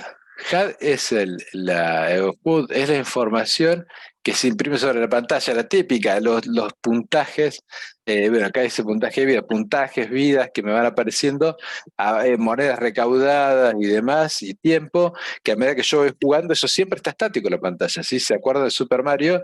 Ahí hace tiempo atrás, arriba te iba diciendo las moneditas, el tiempo, bien, esas son cosas que están estáticas en una, digamos, una capa superior, separado y eso está estático. Acá también tiene que haber, yo sugiero, bocetos sí o sí de cómo tiene que ser SCAD, planificándolo muy bien. Algo que está bueno y recomendado, fíjense los juegos de la competencia de un juego parecido, qué información tienen en HUD para que a nuestros usuarios pues no les toque que en nuestro juego hay información que no la pusimos porque se nos pasó por alto y él está acostumbrado, el usuario, porque se supone que es información vital, a tener ese dato. Entonces, bueno, es algo importante. Bien, modo de juego. Bien, acá en ese explico si es modo single player, multiplayer, cooperativo, los modos que pueda llegar a tener mi juego. Reglas. Descripción de cada modo de juego. Acá también podemos hacer una tabla. Si el juego tiene más de un modo, lo mismo. ¿Cuál es la regla y cómo se aplica en diferentes plataformas, en diferentes modos? En estas reglas podemos incluir, por ejemplo, ¿qué pasa si, aparte de las reglas básicas de se puede hacer esto y no se puede hacer esto, hay que incluir, ¿qué pasa si toca un enemigo? ¿El personaje pierde tanto porcentaje de vida o el personaje muere? ¿Qué pasa si se cae una cábala con pinches? Con pinches, el personaje muere y así. Cada una de esas cosas. ¿Qué pasa si se agarra, como Super Mario, agarra un hongo rojo? Bueno, el personaje crece y así. Todas esas reglas, yo sí lo sugeriría para esta etapa de práctica, empezar a escribirlas y llegar a una carilla, media carilla, máximo una carilla de descripción de reglas, porque es una tarea repetitiva que lleva mucho tiempo y capaz que, a ver, están trabajando ustedes en su GDD y no se van a escribir las 10, 20 páginas de reglas si les estuviera. Escriba media, que en esta etapa de aprendizaje que estamos haciendo, lo importante es hacer por lo menos poquito, pero bien resuelto, y no hacer un montón así de mala gana, que después nos quitó la gana de seguir haciendo GD y abandonamos ahí, lo perdimos. Por ahí pues, esto puede ser un causal. Entonces, para evitar eso, sugiero que no más de media carilla a la hora de hablar de las reglas. Lo mismo para puntajes y logros, bien. Y acá lo vi discriminado por cada modo de juego. A ver, si mato un personaje, no va a dar lo mismo acá que en el modo cooperativo, que en el modo multijugador. Entonces, cada acción, el puntaje que da, y después cada logro. Bien, los típicos logros de las consolas vieron que dice, bueno, no sé, mataste tantos enemigos, logros desbloqueados. Esos logros también tenemos que marcarlos acá. Y ya vamos entrando a los últimos, fíjense que nos quedan poquito, nos quedan 4. Personajes, punto. Si su juego tiene personajes. Bien, capaz que no tiene personajes y lo borramos. Pero acá, a ver, personaje principal, aliados, enemigos, neutrales, estos todos se llenan de la misma manera. ¿Cómo se llena? Tengo que hacer una descripción del personaje desde el punto de vista visual, bien, describir textual, cómo es el personaje, altura, peso, cosas que son visibles y cosas que no. Bien, el peso, yo el peso no lo puedo ver, pero puedo estimar, bueno, pero tiene que estar porque por ahí ese peso, en un juego, por ejemplo, de plataformas, determinado peso acciona una palanca y si no, si el personaje es muy pesado lo acciona, si no es muy pesado no. Entonces puede impactar en eso también, a tenerlo súper en cuenta. Bien, ese personaje, voy a hacer una descripción súper minuciosa. Primero yo describo lo físico, después el artista conceptual o el jefe de arte van a tener que hacer un boceto de cómo se lo imaginan, ahí como que tenemos que tener un feedback ni de vuelta, no, yo lo quiero un poco más así, un poco más así, y cuando está el boceto se pega el boceto acá, en las diferentes posiciones, de frente, de perfil, en acción. Bien, esta parte es importantísimo eso. Bien, después también hablo acá en la parte de personaje del aporte de la psicología y movilidad. Yendo de atrás para adelante, la movilidad, a ver cuáles son los movimientos que va a poder tener. Acá te me escribe el personaje va a poder correr, saltar, agarrar esto, todas esas cosas que el usuario puede hacer en la movilidad del personaje tienen que estar. Y lo que es psicología es también contar un poco de cómo es el temperamento de este personaje. Bien, por ahí tenemos personajes que digamos, son muy tranquilos. A ver, que yo lo dibuje o lo vea en una sola imagen me puede transmitir en la sensación. Pero a la hora de animar, si el personaje es muy pachorriento, que camina despacito, qué sé yo, bueno, es algo que en la imagen no se va a ver, pero sí lo tengo que transmitir animación y lo necesita el animador, bien, o el guionista para hacer alguna parte de la cinemática. Entonces es importantísimo que esto que no se ve también esté explicado, porque tenemos que tratar de conocer al personaje lo más posible. Bueno, a nivel personajes, tanto el principal como los enemigos, los aliados, los neutrales, todos se describen de la misma manera, se le da la misma importancia a todos. Bien, después pasamos a historia, sí, algo un poquito más específico, pero bueno, como le decía, la historia se desarrolla la historia completa del juego acá, toda la historia completa. Si ven que es un documento muy largo, lo separan en un guión aparte y hacen referencia, esto va a estar en el guión anexo tanto. Y las subtramas que se pueden dar, esto es importantísimo, lo teníamos un poco en la parte de Concept Doc en posibilidad de expansión. Acá también tienen que estar descritas las subtramas que se pueden desprender de la historia principal. Y ya los últimos dos, y con esto vamos dándole el broche de oro a esta clase y lo vamos cerrando, el mundo del juego. Bien, organización del mundo y los niveles. ¿Qué quiere decir esto? ¿Cómo va a estar? Eh, Primero el mundo del juego, lo primero que te que hacer es describir el mundo, ¿no? Pero esto, organizar el mundo y los niveles, es, por ejemplo, decir, a ver, en el mundo tanto va a haber X niveles que se van a desarrollar, primero este, segundo este, tercero este, cuarto este. Bien, así va a estar organizado el mundo uno. Mundo 2, así, así, así, así. ¿Qué tengo que tener del mundo uno para pasar al mundo 2? Bueno, el 80% de los niveles terminados, listo. Y así, bueno, esas cosas de la organización del mundo de los niveles, no se olvide que los juegos se organizan en el mundo que contiene niveles. Y en muchos casos ustedes pueden decir, mi juego no tiene niveles, pero sí los tiene, porque por ahí capaz que los niveles sean las misiones. Volviendo al caso GTA, en muchos casos las misiones esas, que de hecho algunos tienen orden, numérico específico, son los niveles. Bien, nada más que no tienen un orden y en vez de llamarse niveles se llaman misiones. O muchas veces no tiene un nivel específico en el juego para pasar, pero te da objetivos a cumplir y cuando lo cumplís te da un puntaje que te pasa a tu personaje a un nuevo nivel y ese sería el nivel en sí. Bien, descripción de niveles. Acá tengo que ir describiendo manualmente, acompañando de bocetos siempre todo lo que puedan, así como los personajes, y esto siempre que puedan acompañar lo de bocetos que es súper necesario. Si bien el game designer no va a hacer que el arte final, o puede que sí, puede que no, pero es importante que le haga un primer boceto para dar una bajada de la idea que tiene de cómo va a ser este nivel, ¿no? Y el mapa de cada nivel. Un mapa vista de arriba, yo sugiero que indique cómo es el recorrido, que dónde viene el personaje, dónde van a estar ocultas cosas, dónde van a haber otras cosas puestas, vidas, monedas y demás. Todo esto tiene que estar escrito en el mapa de cada nivel. Y acá entra un personaje nuevo. ¿Sí? El game designer, si el juego es muy grande, no va a poder con todo. Eso es una realidad. Entonces necesita asistentes. Los asistentes se llaman level designer, ¿sí? Que son los que se van a encargar del diseño específico de cada nivel. Por lo general, los proyectos grandes tienen un game designer que maneja todo, pero tiene sus level designer, varios, que se van encargando de uno o más niveles. Entonces, el game designer es como que tiene que evaluar que todo esté parejo. Por eso muchas veces pasa que jugamos un nivel de un juego o un mundo y todo tiene una estética y tiene una onda y tiene una forma de jugarse de una forma y pasa a otro mundo y de repente es como que entró otro juego, ¿qué pasó acá? Y bueno, ahí se nota la influencia de otro game designer que prefirió hacer las cosas de otra manera. La idea es que se perciba como una unidad total, bien, pero bueno, hay juegos que sobre todo los Call of Duty les pasaba mucho esto, que se notaban mucho estos saltos, bien. Entonces acá entra el rol, como le decía, el level designer que va a marcar el tema de los mapas de cada nivel, le va a ayudar a ordenar, digamos, va a ser el rol que hace el game designer en todo el juego, pero ahí lo va a hacer específicamente en las cuestiones del nivel que le toque desarrollar.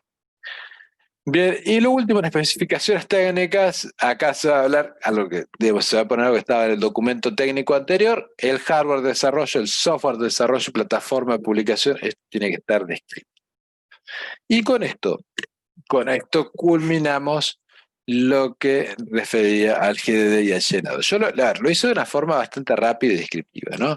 Pero, digamos, es así y hay cosas, hay muchas otras cosas más que uno las podría agregar seguro a juego. Entonces, eso toma a cada uno la libertad de hacer lo que uno considere mejor, ¿sí? Entonces, si yo considero que mi juego, aparte de estas cosas, necesito agregar más, las agrego. Si hay cosas que digo, mi juego, no sé, no va a tener niveles de ninguna forma porque es un loop, lo saco. Bien, tomen la libertad de hacer lo que quieran porque este documento se amolda y lo amoldan a las necesidades de cada uno de los juegos. Así que bueno, eso es para tener en cuenta. Y con esto ya cerramos lo que respecta a GDD y con esto terminamos todo el curso en la parte de lo que corresponde a Game Designer. Así que bueno, espero, esta última parte fue un poquito acelerada, sobre un documento muy importante, pero van a ver que a medida que lo llenen va a ir rapidísimo y lo van a entender súper bien cómo se hace, no le tengan ningún miedo. Las invito a todas y a todos los chicos también los invito a que se animen a hacer un GDD también, me lo manden, lo vemos, le puedo hacer alguna devolución, corrección, donde hay que ampliar más, cosas que se pueden agregar, cosas a eliminar. Bien, no hay ningún problema, si quieren los vamos viendo, ¿sí? Están invitados a eso. Bien, y bueno, espero que les haya clarificado de un pantallazo introductorio general de todo, pero yo diría que es un introductorio, y me arriesgaría a decir un poquito avanzado, que ya les permite, digamos, con total seguridad para un juego independiente, con total seguridad les digo que estas herramientas les ayudan a hacer su propio juego, y si quisieran trabajar en algo más pro, ya tienen todas las bases para hacer esta tarea, con total normalidad o desempeño. ¿Sí? Muchas veces cuesta mucho conseguir game designer. Es como que lo hacen a los ponchazos, lo van armando con las cosas más o menos como le gustan en algunos casos, pero es un rol sumamente importante, porque bueno, la idea es la base de todo esto. Así que bueno, Noé, no sé, ya con esto vamos terminando la parte teórica, con esto ya finalizamos. Bien. Ya hemos terminado todo el taller de diseño, que la verdad fue muy enriquecedor todo lo que aprendimos, todo lo que nos estuviste enseñando, Ricardo.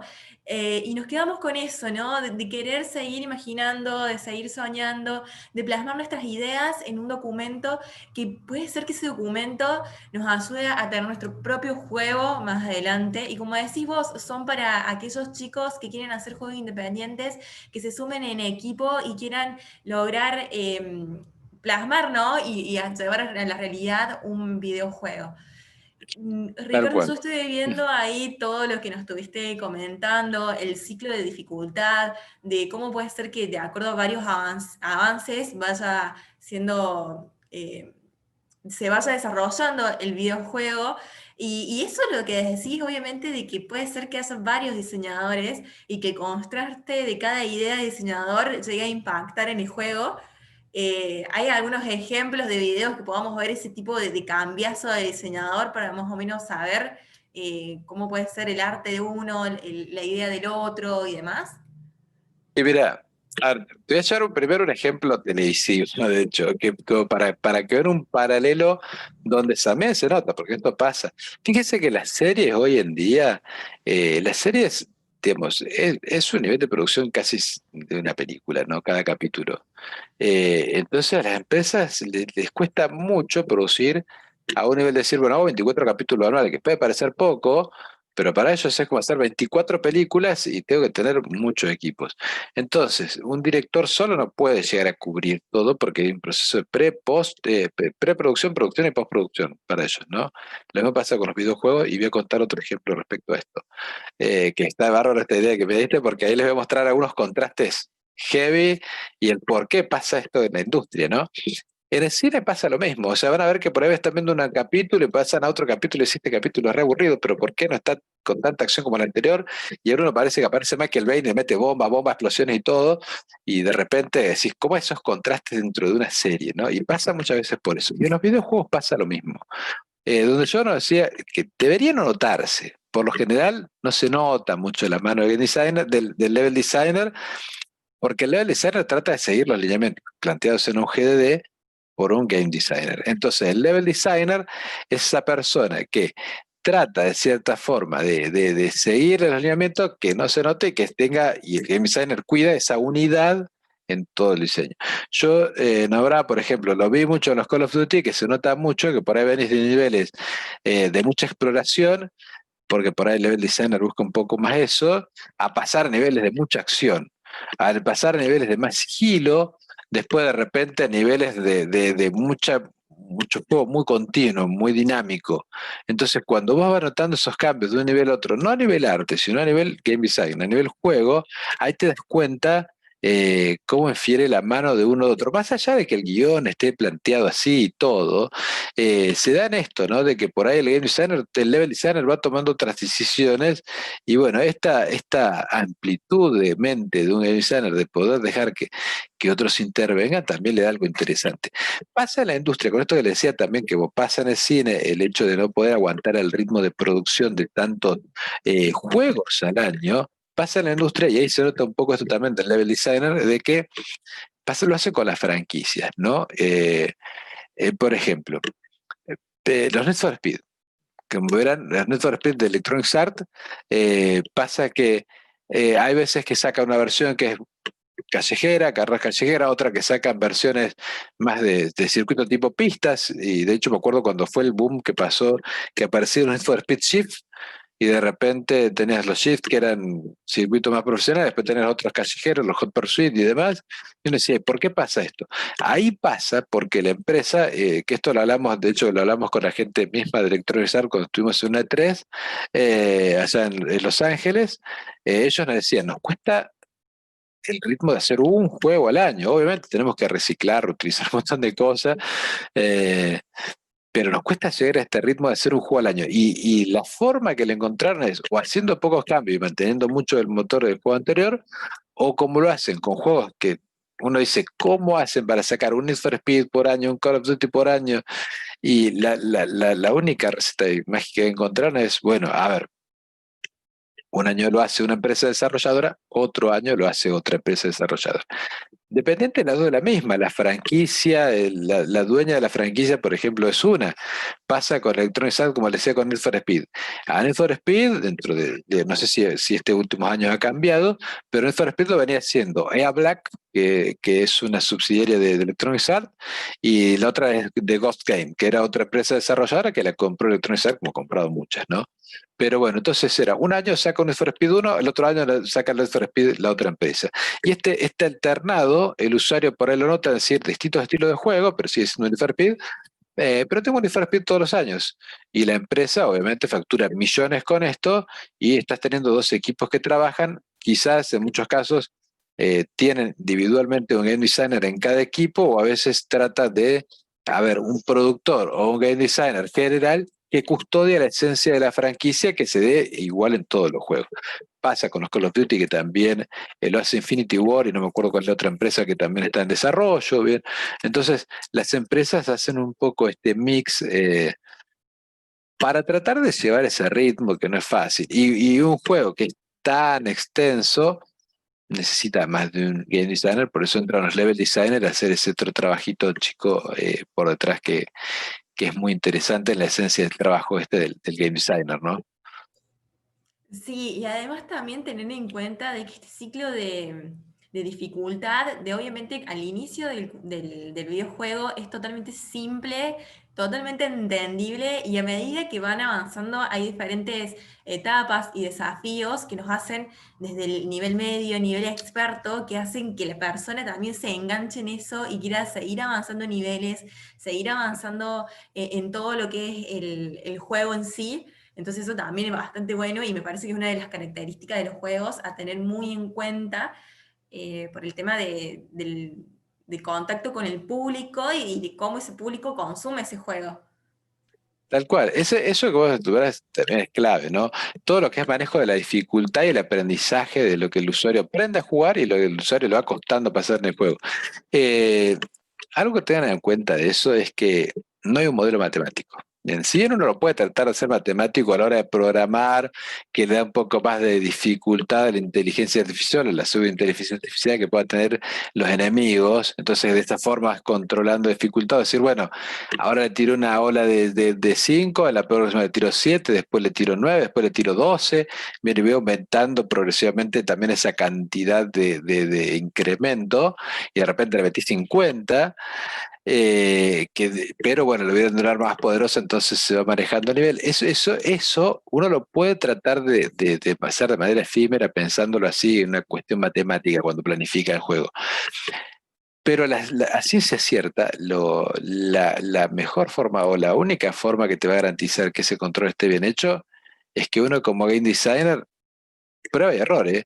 Lo haces, vos lo podés planificar, lo llevas a la práctica, pero lo empezás a probar y te empezás a dar cuenta vos mismo que, che, esto le falta un poco más, esto está un poco más fácil, esto está muy difícil, hay que bajarlo un poco. Y hasta que vos mismo y tu equipo de tester no lo van probando y no se van dando cuenta que esa progresividad en la dificultad y en el aprendizaje se da pareja, hasta que esto no lo probaste, no lo puedes largar así de una, hacerlo y salir al mercado, después vemos y que nos critiquen todos, ¿no? Por eso muchas veces se usan las versiones beta de los juegos, por eso hay betas públicas, hay betas privadas, hay alfas también, que son etapas poco previas con muchos errores, pero que las empresas lo usan para ir controlando esto. De hecho, muchas veces los juegos se largan, por más que esté en esto de la curva de dificultad o el ciclo de dificultad, por más que muchos de los pruebas no lo hagan, salen los juegos y capaz que a la semana o al mes estás teniendo una actualización que dice cambio la jugabilidad y de repente ahora se sacó o se agregó un sistema de autopuntar o se agregó algo más automático, se sacaron cosas muy automáticas que facilitaba mucho las cosas, pero hasta que no está el juego en la calle o en las manos de jugadores es algo, digamos, bastante efímero, ¿no? Y que bueno, después hay que ir controlándolo, no queda otra. A prueba y error y ajustando, nada más. Y eso también era algo que nos decía la profe Nati en el tema de que a medida que va avanzando el juego tiene diferentes actualizaciones, que obviamente eso se nutre de el feedback con los usuarios, con los jugadores, los gamers y demás. Así que bueno, está bueno saber Sí, todo eso, Ricardo, de ver cómo efectivamente un video atrae al público y cómo no, y cómo es que va mejorando para hacer incluso más atractivos y más jugable la diversión que tiene. No sé si tal querés cual. agregar algo más a este cierre, tus palabras de aliento a las chicas, a los participantes, algo más.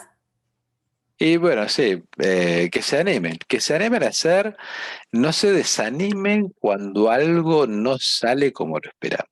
O sea, van a ver que hay juegos que salen y van a decir, wow, es un éxito, va funcionando bien. Bueno, pero hay gente atrás que tiene muchos años de experiencia. Entonces, la experiencia, que es algo que nadie te lo puede enseñar ni transmitir, te pueden ir tirando tips, pero no hasta que vos no lo vivencies y no lo hagas y no te pase, no lo vas a poder adquirir y saber hacerlo de una. Bien, no te va a salir de una. Entonces, la experiencia que vos puedas llegar a ir adquiriendo va a ser la base para que cada vez salga mejor tu juego. Bien, y puedas llegar a los niveles de lo que, como bien eso vos decías, o esto de las actualizaciones. Las empresas que ya tienen mucho training y les pasa menos. Las empresas más chicas pueden estar con más errores, puede salir muy bien de una, ¿no? Pero, a ver, animémonos a hacer y no nos desanimemos por hacer, ¿sí? Ahora van a aprender de herramientas de producción, de programación, de game designer, de arte, o sea, lo base para hacer un juego lo van a tener, ¿eh? Van a ver que con todo, si llevan en práctica todo esto que están aprendiendo estas 4 etapas del curso, van a poder hacer un juego, lo van a poder ver ahí.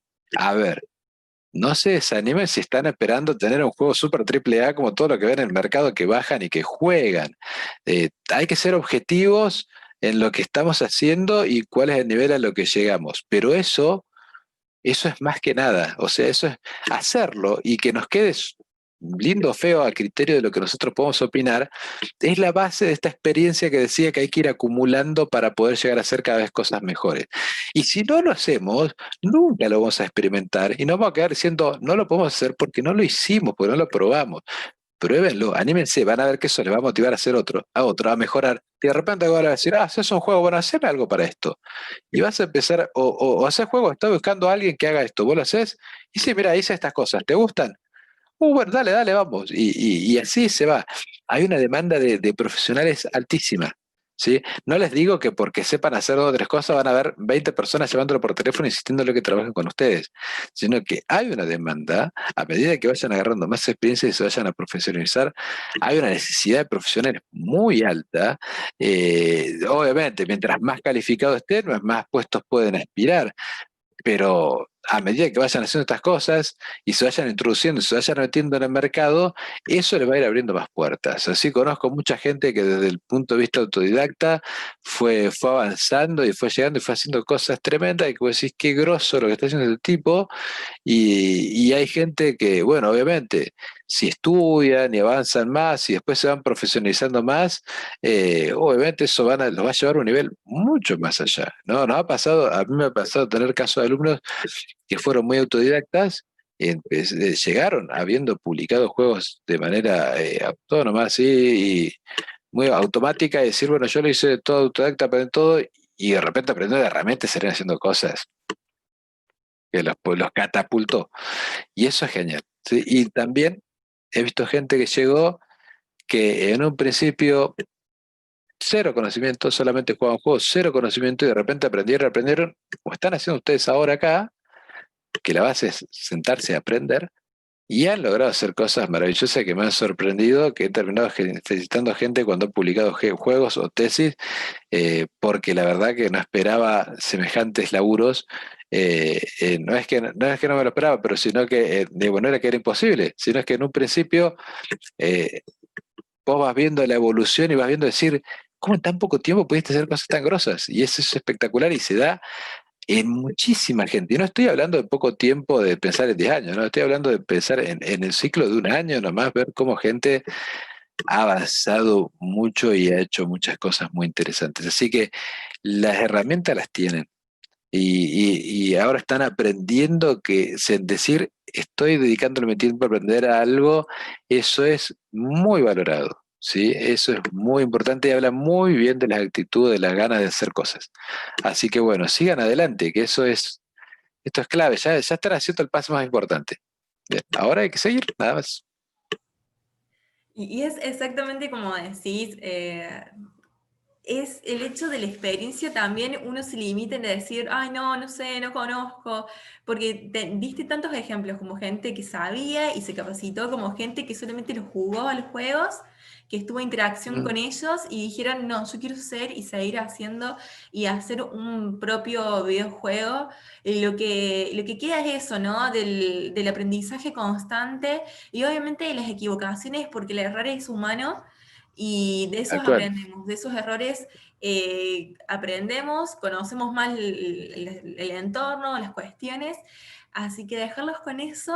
Muchísimas Ujú. gracias al profe por habernos enseñado, a Ricardo, quien ha tenido mucha paciencia, que nos ha aclarado tanto las dudas de las encuestas, como Gracias. también Ujú. contarnos, ¿no, Ricardo, tu propia experiencia y la experiencia de personas que has estado capacitando y que han transitado el tema del diseño de videojuegos y hoy en día ya han tenido sus propios diseños y juegos que ya están en el mercado de Steam. ¿Tenés algún ejemplo de esos?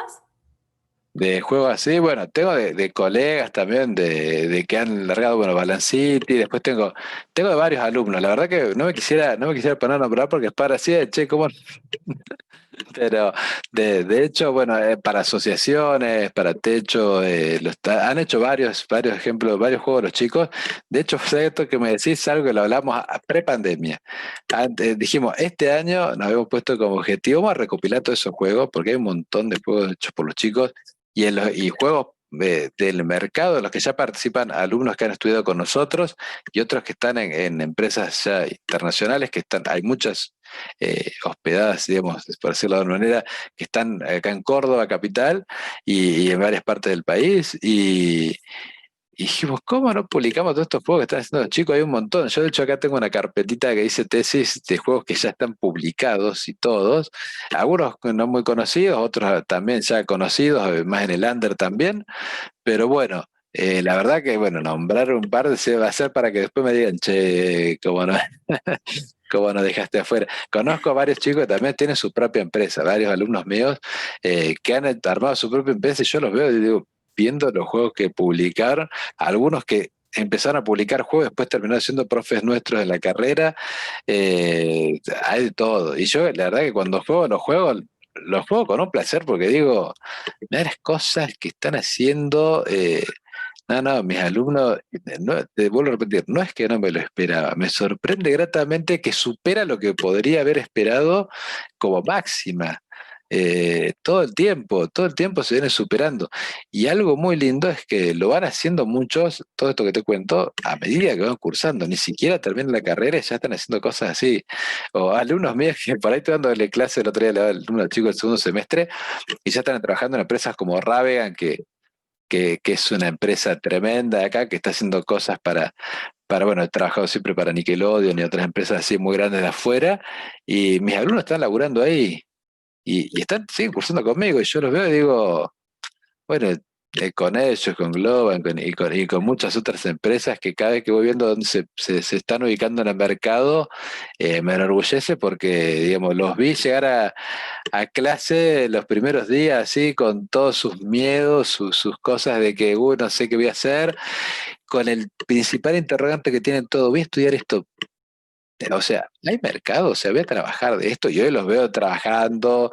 De hecho, Coti, que está en el taller, fue alumna mía también, y así, he visto un montón de alumnos, como te digo, que empezaron, ¿no? Los veo haciendo carrera y bueno, es hermoso ver todo eso, cómo crecen, ¿no? Por supuesto, y además también está el orgullo, obviamente, de aquellas personas que capacitan y demás, pero también el orgullo propio y el decir una idea que creé, una idea que plasmé en un doc, con todas las etapas, todo el ciclo de dificultad y todo, llega a ser un juego que lo están usando un montón de personas y eso también es como que supera a uno y también en nosotros, también eso, ¿no? De decir, es algo mío, algo propio, y si otros pudieron, ¿por qué yo no? Así que Claro. bueno, queda en Así, mira, eso. con eso mismo que me decís, perdón, te cierro una última cosita anecdótica que me pasa muchas veces.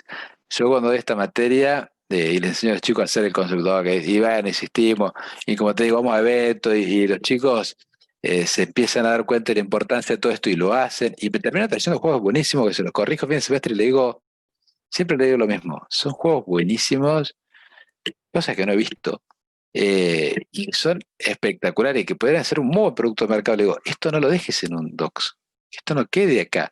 Y me encanta cuando me lo cruzo un semestre después y me dicen, profe, ¿te acordás del juego? O algunos ya me traen el prototipo andando del nivel. Pues sí, está buenísimo. Y después me lo cruzo al semestre que viene y me dicen, profe, ya terminé el juego, está acá. Pásamelo, lo quiero jugar. Y hermoso ver esas cosas. Lo lindo de todo esto, como para cerrar, es que uno hace lo que le gusta. Entonces el esfuerzo que uno dice es un gran esfuerzo, va acompañado de disfrute, de disfrutar esto que a uno le gusta, hacer lo que a uno le gusta, y te vas a encontrar a las 4 o 5 de la mañana, como me pasó anoche que estaba trabajando, y bueno, tengo que ir a dormir, pero me gusta hacer esto, pero bueno, hay que ir a dormir. Disfrutás mucho de tu trabajo, lo haces, cambia mucho la perspectiva y es muy lindo poder hacer, de tener la posibilidad de poder hacer que esto de poder hacer este tipo de cursos, la verdad que es genial porque le abre la puerta y le acerca la posibilidad que por ahí podría llegar a ser muy lejana o podría dar estos primeros pasos a gente y a mujeres a que puedan darse cuenta que se pueden meter en hacer esto y tener la posibilidad de experimentar en si esto me gusta, si estoy marcado para hacerlo, si lo puedo hacer y bueno, esto, de poder hacer lo que a uno le gusta que ahora tiene las posibilidades, que la conectividad también nos lo permite a pesar de todo, y bueno, y poder hacer esto y seguir avanzando, no quedarse, ¿sí? Y que bueno, y esperamos a cruzarnos algún día en algún evento, alguna expo, que me muestren algún juego, que me manden por mail o GD, que en un tiempo me termine mandando un mail y decirme, a mí me pueden encontrar ahí en las redes, en varios lados, y decirme, che, mirá lo que hice. Y eso es hermoso ver todo ese avance y ver que se puede. Qué lindo que nos des esta motivación, Ricardo, a decir, el juego lo podemos hacer, podemos diseñar, podemos armar todo y que, ¿por qué no en un futuro que nos lleguen las noticias y las historias de que ya están en funcionamiento, de que ya una empresa o un grupo de chicos han logrado hacer algo de manera autónoma? Así que bueno, nos quedamos con esa motivación que nos das. Muchísimas gracias, Ricardo, por ser parte, por pasar por este ciclo de creación de videojuegos. Para nosotros fue un honor tenerte como profesor, como docente y capacitador. Así que te agradecemos un montón por todo el aprendizaje que nos diste. Bueno, no, te quiero agradecer a vos, a todo el equipo, también Irene, a todos por haberme dado a mí la posibilidad de haber compartido con ustedes este espacio. La verdad, para mí, el honor es mío. De poder compartir un poco este conocimiento, de enseñar, y bueno, y de haber también visto las reacciones y la participación de todas las chicas y los chicos ahí, y nada, y que esto siga creciendo, que es bárbaro. Les agradezco la posibilidad y les agradezco también que participen a todos. Así que bueno, muchas gracias. Muchísimas gracias, Ricardo. Y no se vayan, chicas, porque tenemos, y chicos, Ricardo, te iba a decir que después del taller, de todas estas Sí, capacitaciones y clases, no solamente están acá en Córdoba los participantes, sino que es de todo el país, así que oh, hemos genial.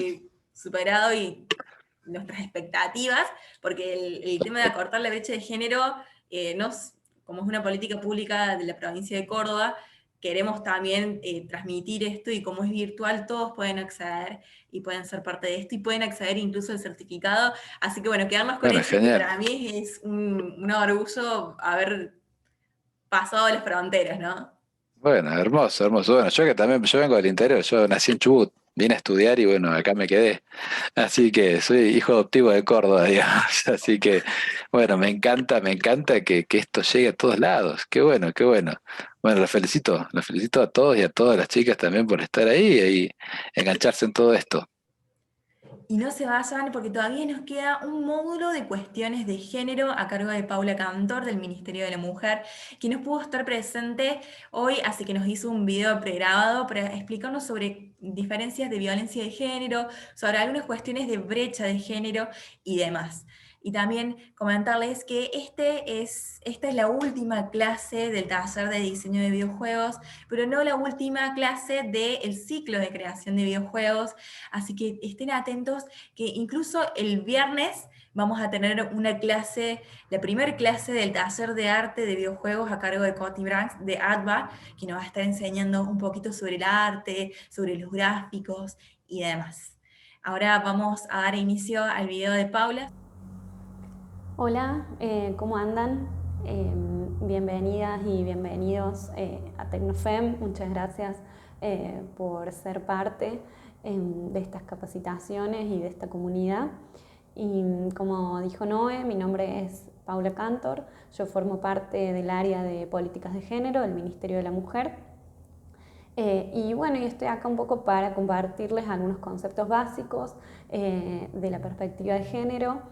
En este módulo vamos a ver esos conceptos básicos y ya los próximos abordaremos más los que son las violencias de género y algunos números específicos y casos concretos de cómo se relaciona las cuestiones de género con el mundo del trabajo y con el mundo de la tecnología. Para empezar, se suele diferenciar lo que es el concepto de sexo, que tiene que ver con todas las características genéticas, fisiológicas, biológicas de una persona, que van a indicar si esta es femenina o masculina. Pero aunque se da por supuesto que esta genitalidad es invariable o fija, también el sexo se puede modificar hormonal y quirúrgicamente. En En cambio, y por otra parte, tenemos el concepto de género, que refiere a la construcción histórica, social y cultural de todos los comportamientos, actitudes y sentimientos de los varones y las mujeres.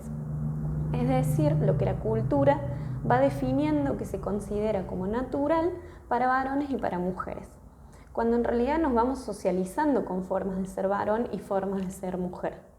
Estas configuraciones de género obedecen a procesos históricos, procesos sociales, y por eso también pueden ser modificadas.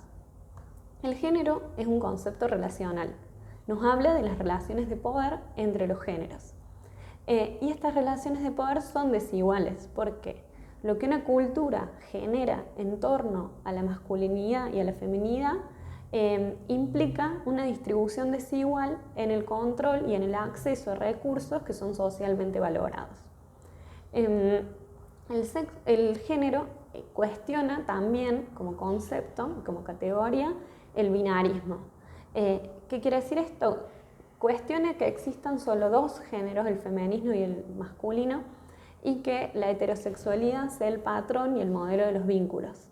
El género va a reconocer que hay distintas maneras en que las personas expresan y viven su sexualidad. Y por último, este término no puede ser analizado ni pensado separadamente de otros ejes de opresión. Siempre el género va a estar relacionado con la etnia, la clase, la sexualidad, la nacionalidad, la edad. Para que ustedes entiendan, el género está institucionalizado. No son solo relaciones entre mujeres y hombres en un nivel personal y privado, sino que refiere a todo un sistema social que está basado en valores, en las leyes, en la religión. ¿Cuál es este sistema? El sistema es el patriarcado y es el que sostiene la desigualdad. El patriarcado es una forma de organización política, económica, cultural, religiosa, social, basada en la idea de autoridad y liderazgo de un varón, blanco, heterosexual, sobre las mujeres y las identidades LGBT. El patriarcado, como un modelo de dominación de lo masculino sobre lo femenino, ha construido estas desigualdades en los géneros en los distintos ámbitos de la vida, pero va manifestándose de manera diferente en distintas sociedades y en distintos momentos de la historia. Para entender el concepto de género y cómo se va configurando este patriarcado, genera roles y estereotipos que son diferentes según se asocian a lo femenino y a lo masculino. Los estereotipos son todas las opiniones o prejuicios que tenemos sobre las características que los hombres y las mujeres deberían poseer. Por ejemplo, los hombres tienen que ser fuertes, dominantes, racional, emprendedor, valientes, competitivos, bloquean sus emociones. Y las mujeres tienen que ser débiles, sensibles, maternales, temerosas, románticas, que demuestran en exceso sus emociones. Por su parte, los roles son todos los comportamientos atribuidos y esperados de hombres y mujeres. Los roles masculinos se asocian con el ámbito público, productivo, la tecnología, la construcción, la ingeniería, y los roles femeninos al ámbito privado, a todas esas tareas de reproducción, de cuidado, enfermerías, de trabajo doméstico. Desde que somos chiquitas se nos va socializando, es decir, cómo nos vamos construyendo como personas, primero en un espacio familiar y después en las distintas instituciones por las que pasamos en nuestra vida. La socialización de género es el proceso por el cual aprendemos a ser femeninas o masculinas según estos roles y estos estereotipos. Los juegos, los juguetes que nos van regalando por ser nenas o nenes, los colores, los deportes, las actividades, los hobbies, forman parte de este proceso y repercuten profundamente en nuestras elecciones que después hacemos como niñas o como niños. Y supongo que ustedes lo saben súper bien porque la tecnología, la ciencia, las ciencias duras no son cuestiones que se asocien a lo femenino, por eso las mujeres asociadas a estas carreras son muchísimas menos que los hombres, porque desde ese proceso, desde nuestra infancia, no se nos socializa para elegir estas actividades. Se nos regala cocinita, muñecas, ni siquiera una pelota, todo juguetes rosa, toda la debilidad, el cuidado, y ahí vamos aprendiendo que eso es lo que nos corresponde. Bueno, y para cerrar con algunos conceptos más, para que tengan en cuenta. Identidad de género es la vivencia interna individual de una persona, es como cada persona siente su género, más allá si se corresponde o no con el sexo asignado al nacer. Y la orientación de género es la atracción física, emocional, erótica, afectiva que sentimos hacia otras personas. Aún hoy es posible observar un montón de situaciones de discriminación hacia la población LGBT, lesbianas, gays, bisexuales, transgénero, y por eso es imprescindible todavía seguir trabajando para eliminar esos prejuicios que están ahí arraigados. Para que sepamos, a nivel internacional nuestro país cuenta con una legislación de avanzada en temas de diversidad sexual, pero todavía esta no se ve reflejada en una igualdad real. Entonces, ¿qué es la igualdad de género? Es que los hombres y las mujeres en sus distintas diversidades gocen de una igualdad de condiciones y oportunidades para ejercer sus derechos humanos y todas sus potencialidades para desarrollarse. No significa que seamos iguales, sino que las oportunidades, los derechos y las responsabilidades no dependan de nuestro género. Y con ello, la equidad de género es trabajar e incorporar medidas para compensar o mitigar las desventajas históricas y sociales. Y por eso Tecnofem también es tan importante, porque estamos trabajando para mitigar y incorporar acciones como la formación en tecnología que den vuelta un poco o erradiquen esa desigualdad tan arraigada. Bueno, muchas gracias y nos vemos en el próximo módulo. Muchísimas gracias a Paula Cantor del Ministerio de la Mujer que nos ha hecho este video. Muchísimas gracias a todos ustedes, muchísimas gracias a Ricardo que nos ha estado enseñando todo sobre este taller de diseño. Nos vemos en la clase que viene, que es la primera clase del taller de arte de videojuegos. Muchísimas gracias por acompañarnos y esto es Tecnofem, una comunidad en donde nos apoyamos, en donde damos nuevas ideas y los motivamos a que sigan incursionando en el mundo de la tecnología. Muchísimas gracias.